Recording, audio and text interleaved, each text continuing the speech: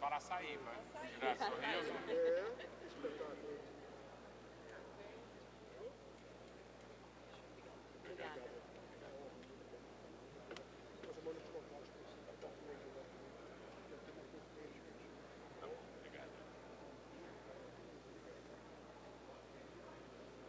Natália, por favor.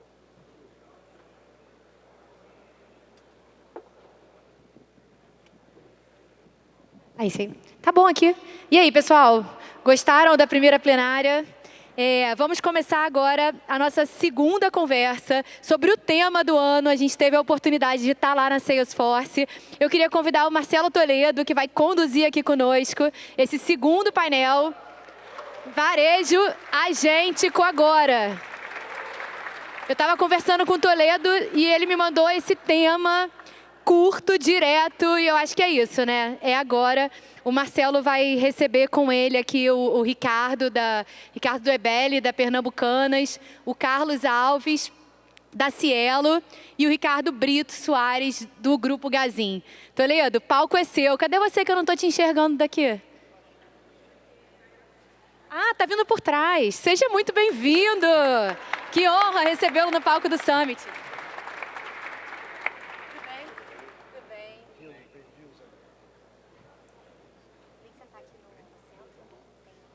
Sabe uma coisa que eu sempre quis fazer quando você chega assim com um pouquinho mais de tempo num evento? É harmonizar as fotos com as pessoas aqui. Nunca dá certo. As pessoas estão distribuídos numa... Ainda dá tempo. Não, fiquem aí. Vamos ser contraventores de novo aqui. Não, é brincadeira, só para encher o saco. Pessoal, boa tarde. Nó. Mais uma vez, aqui com o Ricardo, com o time, a nossa quarta vez juntos. Obrigado pela oportunidade, obrigado pela parceria. A gente tem construído, eu me lembro, o primeiro ano que eu participei, acho que devia ter umas 80 pessoas. O ano passado a gente chegou a ter 450 pessoas e olhar para essa casa cheia. Em alguma coisa, né, Luizão, que a gente ajudou a construir, dá um baita orgulho. Então, parabéns e obrigado pra caramba por essa relação de parceria comercial, mas sobretudo de amizade que a gente construiu ao longo desse tempo. Baita honra estar aqui representando a Salesforce, um time gigante aqui com a gente. Pela primeira vez a gente tem o presidente da Salesforce aqui com a gente, presidente do Brasil, o Rodrigo Bressa.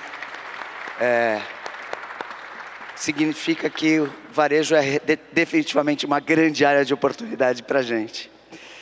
Convido esses amigos para estarem conosco no dia de hoje, para trocar um pouco de figurinha sobre esses desafios, essas oportunidades que a gente enxerga dentro do negócio do varejo, com uma visão um pouco mais abrangente. O perfil aqui é um perfil bem heterogêneo, na perspectiva de origem, formação, característica de negócio, mas nós vamos aproveitar esse momento para escutar cabeças brilhantes do varejo, inspirar, obviamente, trazendo seus conhecimentos, inspirarem a gente sobre coisas que estão já acontecendo, mas que estão numa trajetória de transformação, como a gente está nessa trajetória de transformação do mundo nesse momento. Eu queria apresentar a vocês da direita para cá, Carlos Alves. O Carlos é vice-presidente de Tecnologia e Negócios da Cielo. Tem uma experiência muito profunda em varejo. Vou pedir que ele se apresente, por gentileza, mas já adianto que ele teve a oportunidade de estar à frente de tudo que foi estratégia do grupo Guararapes, Riachuelo, Midway e tudo mais. Esteve no Magalu e agora está do outro lado do balcão, né, amigo? Além do Carlos, a gente tem o Ricardo do Ebele. O Ricardo é o CEO da Pernambucanas, que também tem tem vários negócios, né? O grupo Lundgren tem um monte de negócios, mas esse negócio de varejo e de serviços financeiros definitivamente é aquilo que a gente conhece e tem isso mais próximo. Ricardo é o CEO dessa operação. E muito obrigado também. Eu vou pedir para você ser grande ex-executivo de consultoria estratégica e um cara muito especializado em fazer transformação de companhia. E por fim, o Soares, que é amigo de longa data também, que lidera aquilo que é tecnologia e inovação de um grupo que é espetacular, que é o Grupo Gazin. A gente se conhece também há bastante tempo, já esteve juntos aqui em Nova York algumas vezes, em São Paulo. Eu só nunca fui a Douradina, mas tá no planejamento, está no radar, está no planejamento. E vai trazer também um pouco dessas características. Acho que tem um componente de cultura que a gente não pode deixar de discutir aqui, que ele é fundamental e, obviamente, ele é o habilitador. Cultura e gente é o habilitador para tudo que a gente estava falando. O Belmiro trouxe alguns insights importantes aqui sobre isso. Tem um podcast dele que eu gosto muito, que é esse que ele fez com a Lu, que ele conta um pouco da origem, mas ele fala sobre liderança de pessoas de um jeito muito especial. Muito obrigado por vocês estarem aqui. Papo solto, como sempre. Vamos começar por esse lado então. Por favor, Soares, se apresenta, por gentileza, conta um pouco da tua história e fala um pouquinho sobre a Gazin para a gente alinhar aqui a informação do time.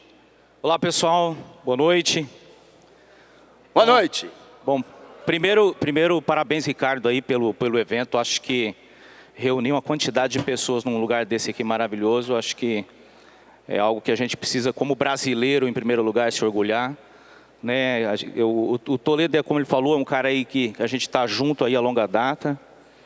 Eu tenho frequentado aqui esse ambiente da NRF desde 2010. Estou chegando aí na minha 15ª NRF, então bacana estar aqui com vocês. E eu queria falar um pouquinho da Gazin. A Gazin é um grupo econômico bastante diversificado, né? A gente é um varejo tradicional, o principal negócio nosso é um varejo de móveis elétricos tradicional, mas a Gazin ela tem outras unidades de negócio que foram agregando ali, né? Então ela é uma grande distribuidora, ela é uma atacadista também, de tudo aquilo que bota na tomada. Ele é o maior distribuidor do Brasil de produtos que bota na tomada. Ela também é uma grande fabricante de colchão, ela é o segundo maior fabricante de colchão do Brasil hoje. A gente está na nossa 12ª planta, que a gente inaugura agora no início do ano, em Patos de Minas. Ela também tem uma área de serviços bastante estruturada, então, seguradora, consórcio nacional, serviços financeiros, né, através do Gazin Banking, rede de autoposto e tem algumas outras coisas. Então, é um ambiente bastante diverso, né? E bastante desafiador para a gente aí nessa jornada ali do mercado ali brasileiro.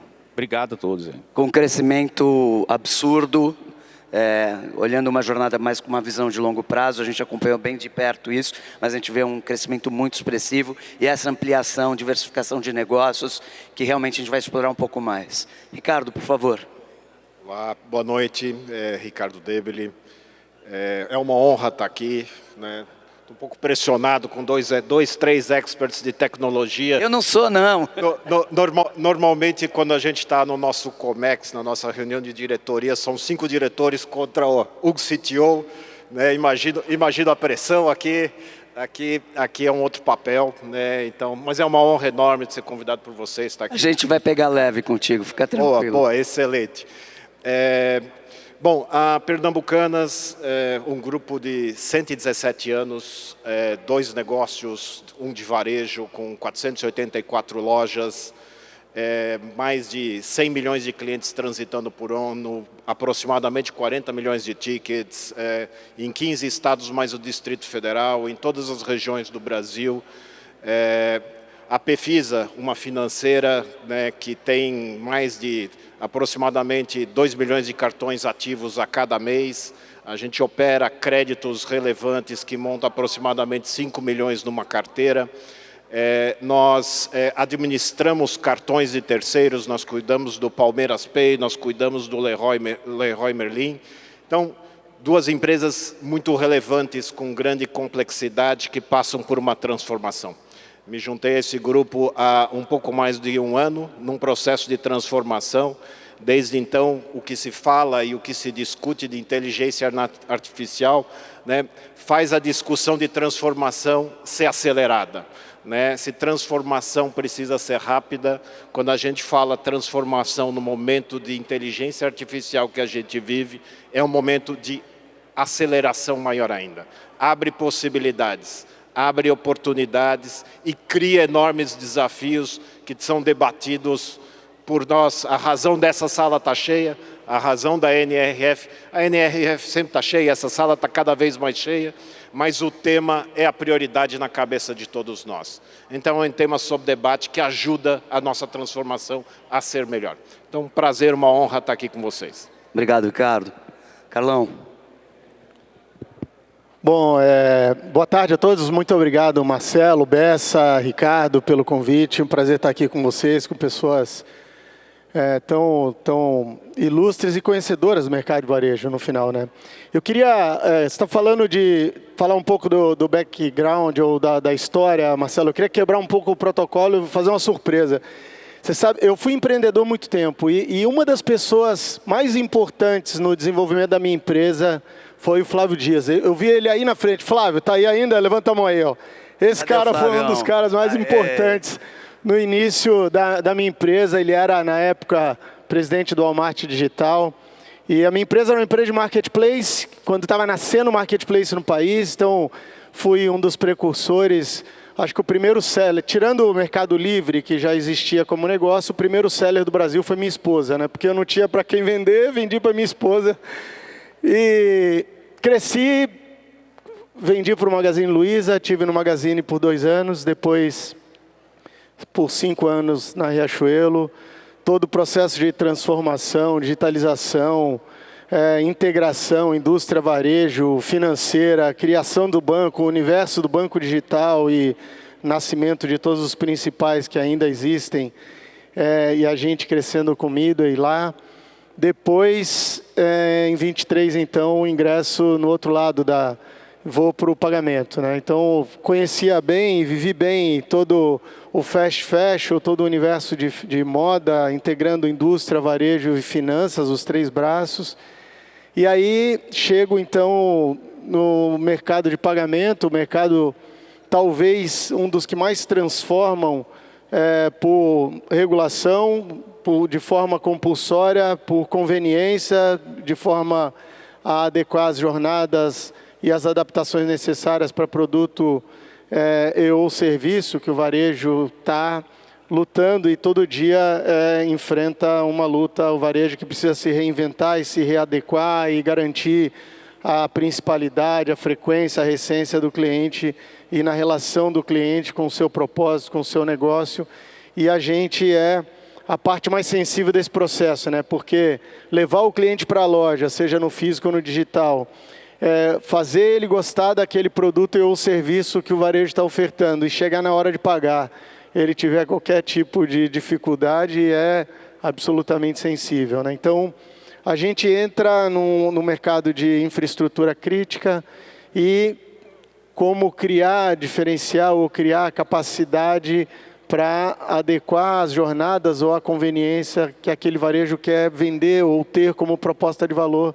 É um desafio legal, complementar. E quando você tem a visão do todo, assim, isso te ajuda bastante, tanto no universo físico quanto no universo digital. Então, super prazer estar aqui com vocês, trocando um pouco de ideia. Valeu.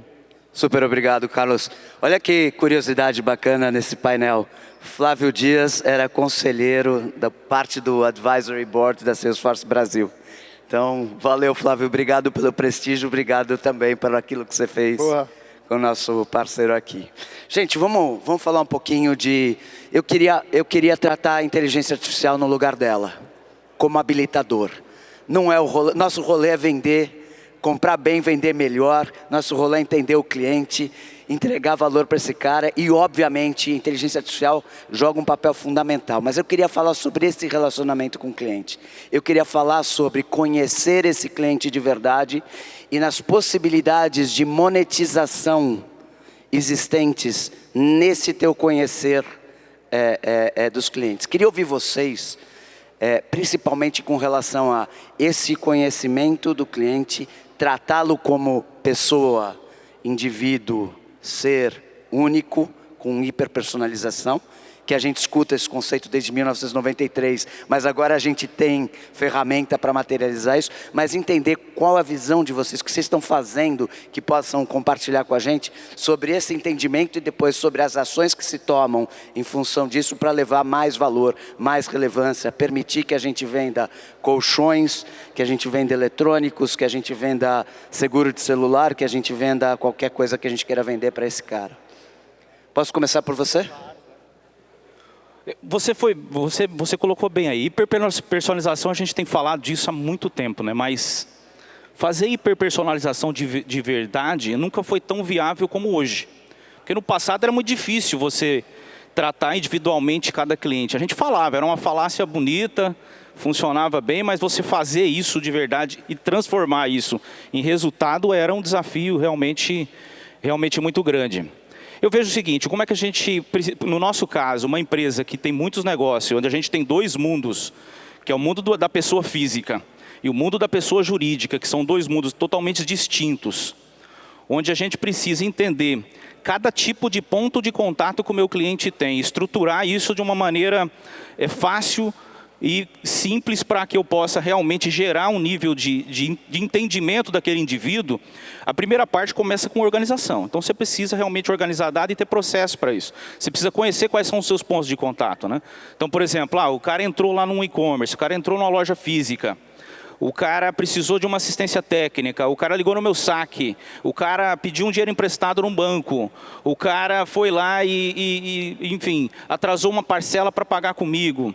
Tudo isso são sinais, são informações que eu tenho desse cliente. Agora, o grande ponto é o seguinte, a gente tem uma estrutura, uma política para cada um desses pontos de contato, para que eu possa gerar estratégia e falar com esse cliente de uma maneira inteligente. Eu acho que então esse aspecto é uma coisa muito importante, porque muitas companhias têm esses processos funcionando, mas são processos que estão totalmente informais. E aí ele depende de uma ação humana muito ali, informalmente, tomando aquela decisão e fazer isso. Então, a formalização do processo do que ser feito para cada uma desses rastros que o cliente deixa comigo é uma coisa fundamental para que sim, aí eu possa utilizar a tecnologia para poder viabilizar de maneira orquestrada, né, uma comunicação adequada e vender mais. Porque aí eu vou gerar hiperpersonalização, aí eu vou gerar conhecimento desse cliente, aí sim eu vou entregar valor para ele, não somente na hora de vender, mas na hora de resolver um problema. Eu vou entregar valor para ele, levando coisas que façam sentido para o momento que ele está vivendo na vida dele. Mas eu vejo que, além da tecnologia, que hoje é muito viável através dos agentes, se a gente tiver mais tempo a gente vai falar um pouquinho disso aqui, além dos agentes, esse aspecto da organização ele é fundamental. Estabelecer políticas claras do que fazer em cada tipo de interação que o teu cliente tem contigo, para que você possa, sim, colher fruto e gerar estratégia para aumentar a receita, para receita agregada, para receita cruzada e outras coisas. Então, eu acho que esse é o caminho que a gente está enxergando e é aquilo que a gente está buscando ali. Ricardo, a linha é a mesma, eu queria trazer só um outro componente.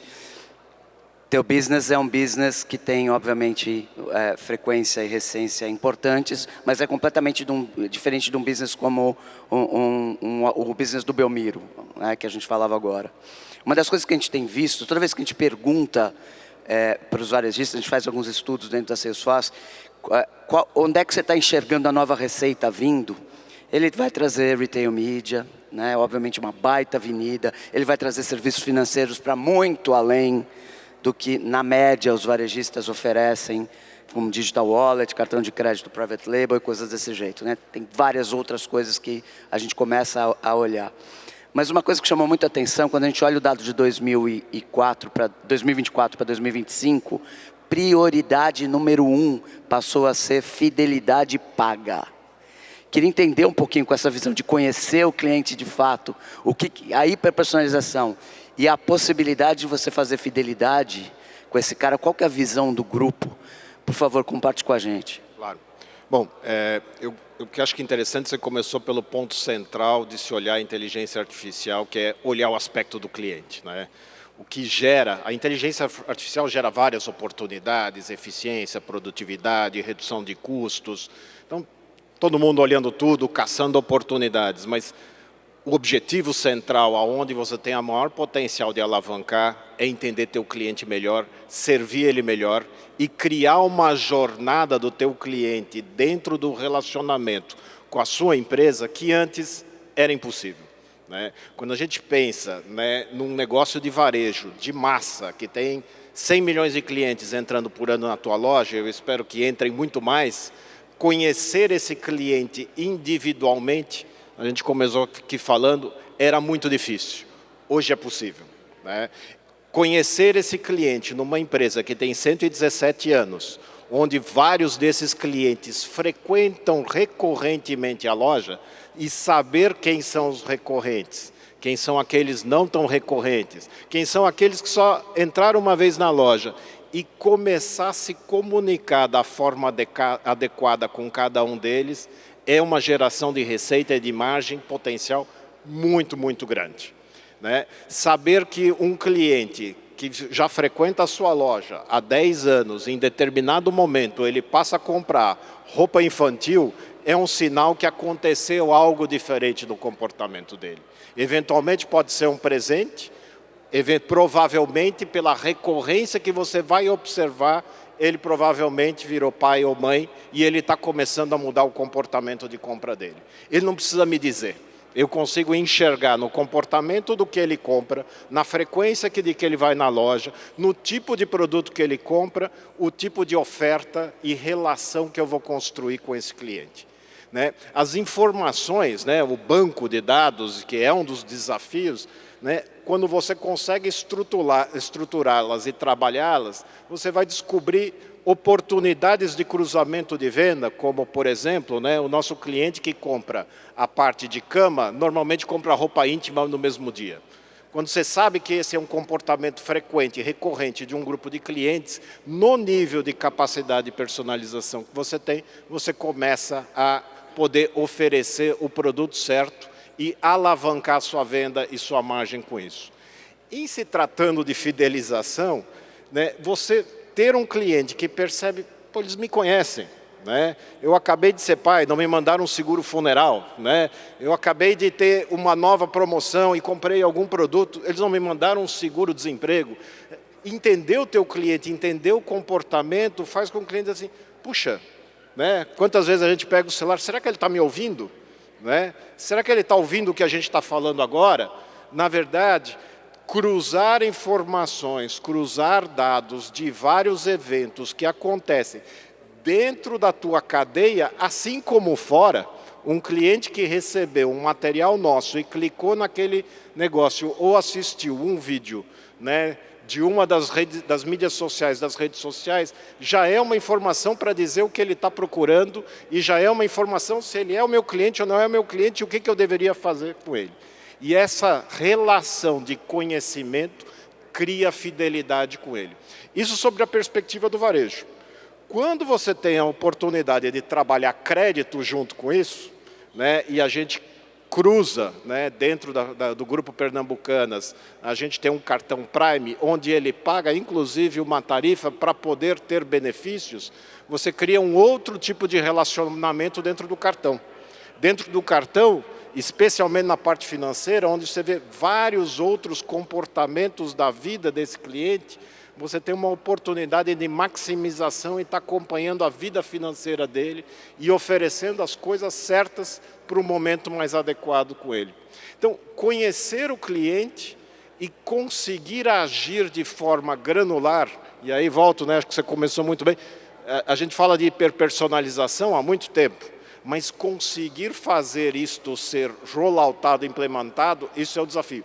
Hoje começa a ser possível. A gente vai falar dos agentes e com os agentes, o cruzamento disso torna não um ato, né, de uma vez você faz. Né? Recentemente a gente estava numa discussão onde fizemos uma clusterização de grupos de clientes. Trabalho fantástico, especial. O trabalho para gerar isso foi enorme. A capacidade que a gente tem disponível de fazer esse trabalho ser realizado recorrentemente, de forma eficiente, com menos esforço e menor custo, é possível e isso, dali para frente, estabelecer regras de relacionamento com o cliente é o que gera receita, através de uma fidelidade e um relacionamento construtivo com o cliente e não aquele relacionamento me deixe em paz, que você não está entendendo o que eu preciso, o que eu quero, o que eu faço e o meu momento da vida. Espetacular, muito obrigado pela aula, né? No final das contas é pela aula aqui. Eu sempre tentei super simplificar a nossa visão, né? Que como gestores de negócios, a gente tem que trabalhar na direção da eficiência, produtividade, enfim, excelência operacional, qualquer nome bonito. E do outro lado, a gente tem que fazer o negócio crescer, sim ou sim, com a margem que a gente tem de objetivo. Mas tem esse eixo, que é o terceiro eixo, que a gente talvez tenha delegado essa responsabilidade para a área de tecnologia, para a área de dados, né? Algumas empresas melhores estruturadas, menos estruturadas, mas a responsabilidade de cuidar desse dado, a partir de todo o esforço que eu fiz para conhecer esse cliente direito, não é mais uma responsabilidade de tecnologia, é uma responsabilidade da empresa inteira. E nesse mundo de agentes autônomos, que a gente vai falar já já, vou te perguntar disso, Carlos. Cara, se a gente não cuidar desse dado, ele vai te dar a resposta errada, né? Se a gente não garantir que esse dado está lá disponível o tempo inteiro, em alinhamento com as políticas de LGPD, né, com a segurança requerida, a gente não tem o ativo que é o ativo mais importante para a gente tomar fazer melhores próximas atividades e coisas desse jeito. Carlos estava me contando que eles estão usando já, fazendo os primeiros, todo mundo está avaliando, obviamente, inteligência artificial, e aí usa, Carlos, dois bonés, né? O teu chapéu de Cielo e o teu chapéu de ex-varejista, mas o que você entende que são os superpoderes que a inteligência artificial, os agentes autônomos podem trazer para a tua equipe de vendas, por exemplo? Comenta um pouquinho, por gentileza. Bom, cara, vou tentar não ser técnico, né? Falar, imagina o seguinte, você tem 4 grandes pilares. Você tem um pilar de dados, que eu acho que é um pouco do que você falou, depois eu entro nele. Você tem um dado de tecnologia, de fundacional, de linguagens, modelos de linguagens e etc. Você tem contextos, circunstâncias, a gente está falando muito de hiperpersonalização ou de contextos funcionais de trabalho, ou seja, os contextos, e você tem a adoção. 4 grandes grupos. A tecnologia, ela disponibiliza a capacidade de você fazer com que um contexto bem feito, usando o dado de forma adequada, adotado por um grupo de pessoas, num primeiro momento, arbitrando, depois autônomas, e assim vai a evolução, fazer com que isso flua ou funcione de forma mais adequada. O que muda de hoje para o que era, né? Antes, porque essa realidade sempre existiu. A diferença é que a tecnologia que viabilizava essa capacidade de transformar, né, o ETL, que é você pegar um dado, fazer uma extração, uma transformação do dado e transformar isso numa informação ativa ou numa informação passiva a ser realizada por uma pessoa humana, ela evoluiu de forma relevante com qualquer modelos de machine learning e generativa ou deep learning ou qualquer tecnologia que seja. Então, à medida que você tem a capacidade de, a partir do dado, com um contexto rico, adotar, fazer com que as pessoas acreditem, porque esse é um desafio não menor, na verdade maior, fazer com que a empresa se aculture neste novo contexto de utilizar, com os fundacionais de tecnologia bem feitos, com segurança, com governança, etc., você habilita a empresa a trabalhar num novo eixo. E aí eu chego na sua resposta. Esse novo eixo eu imagino ainda em 3 grandes fases.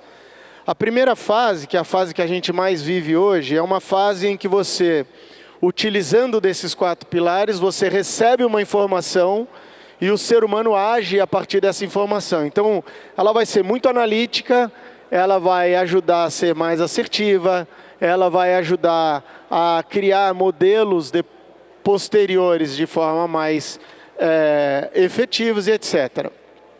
Um segundo momento é quando você arbitra ou é um mediador mais você tem capacidades tecnológicas analíticas e capacidades tecnológicas de execução, mas ainda arbitrada ou mediada por alguém que vai olhar e vai apertar um botão e dizer: isso aqui que eu analisei dessa forma, eu aperto o botão e está ok acontecer daquela outra forma a ação esperada.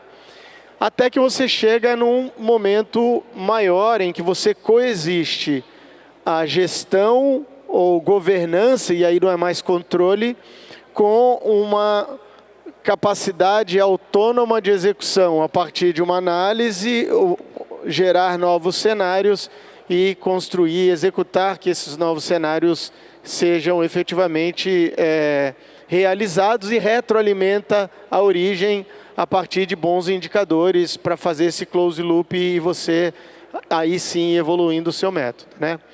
Então, quando você entende que isso é um ciclo entre o nada e esse universo autônomo, você tem as pessoas construindo, as pessoas organizando o dado, higienizando, criando uma arquitetura de referência adequada para que o dado não venha.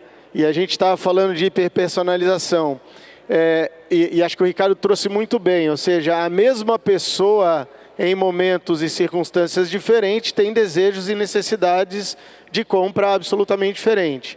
Então, como você adequa isso, deixa de ser aquela persona estática com qual você acha que você vai comunicar e entende que a comunicação é circunstancial e momentânea, né?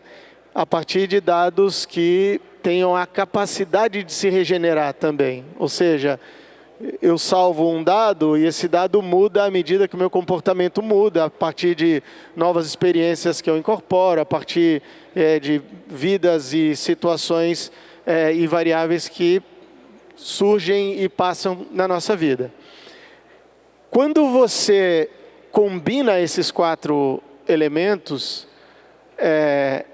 aí você começa a criar a capacidade. É o que eu estava contando para você, o que a gente tem feito muito eu tenho uma oportunidade, vou dar um exemplo até mais legal. Quando você olha para o universo digital, para o e-commerce, você tem lá um esforço enorme do varejo. Então, antes disso, quando você olha essa composição que o Ricardo trouxe, quando você olha o varejo físico, a frequência, itens por compra e ticket médio, vou falar do mercado de moda, que é o mercado que eu conheço bem.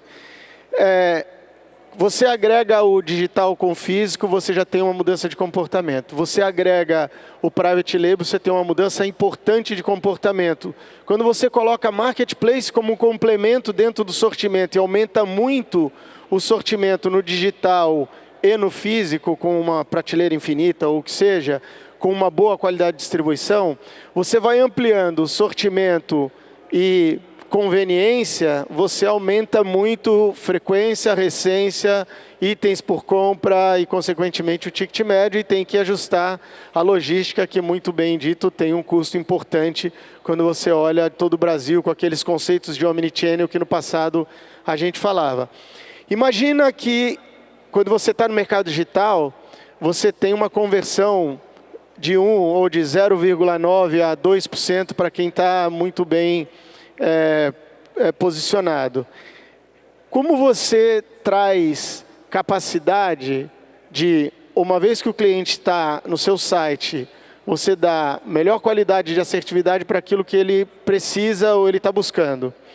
E a hora que ele encontra e ele vai comprar, você ainda tem 18% que você perde depois do apertar o botão comprar, do 1% que chega ali, ou do 1 pouco alguma coisa que chega ali, 18% ainda fica porque você tem 3 sistemas antifraude que passa num regime, numa relação de 4 partes. Você tem informação errada sem callback no cartão, por exemplo. Então, como a gente começa a criar inteligência a partir de conhecer comportamento, fazer análises imediatas, melhorar a evolução do seu processo de antifraude, entender a relação com os emissores e as bandeiras para que você melhore a conversão imediata ali. Aí eu estou falando de resultado concreto, na prática.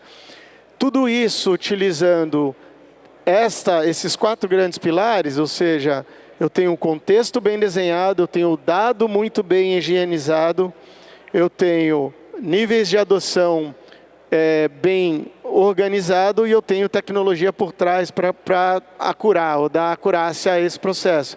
Você aumenta a conversão e a gente tem case de sucesso importante com grandes redes que a gente tem conseguido fazer 2, 3 pontos percentuais de ganho de conversão para o mesmo tráfego, né? Agora utilizando inteligência artificial e capacidade analítica instantânea. Então acho que esse é um case, por exemplo.